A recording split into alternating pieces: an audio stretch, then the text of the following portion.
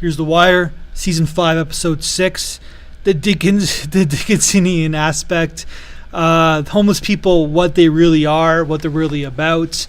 Carcetti basically gives this big speech, grand speech about the homeless, when the homeless like serial killer things that McNulty makes up goes to like huge press and gets it's all over, not even just Baltimore, all over the nation. Basically, Carcetti just says, we don't care about the homeless people because they don't vote, they don't pay taxes, therefore we don't care about them. And that's sort of what happens with politicians. If you're not voting and you're not paying taxes, nobody really gives a shit about the homeless people.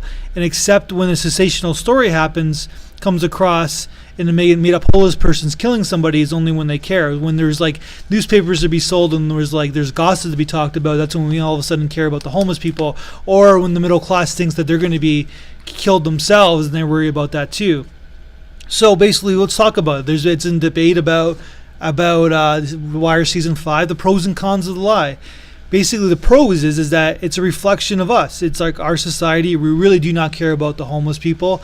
And it's a reflection of how really, truly broken the system is. It's like, I don't really truly believe in that we're only strongest as our weakest link in our society, because that's just like, maybe, you know what I mean? Maybe that would be a great statement to really, truly believe. But let's be honest here. Like, if we're, you know what I mean? Like, that means that people, like, that's other people are holding other people back. You can't hold other people back for the sake of someone being whatever, lack of intelligence, lazy, whatever you want to call it, lack of opportunity. You know, the world is flawed and the world will never be perfect, but I don't believe in that analogy. But at the same time, when you see all these people on the streets and I'm like sitting here doing this podcast in a condo, you know what I mean? There's something really, really wrong with this. And that's sort of what the pros are.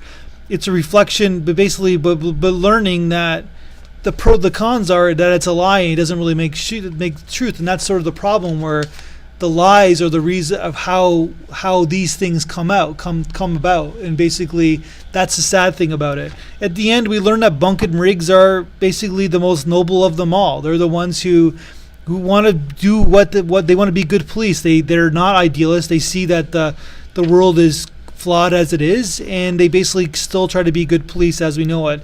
And the idealisms of Lester and McNulty. We need people like this in our world, but we need to keep them on a leash at the same time. That's my review.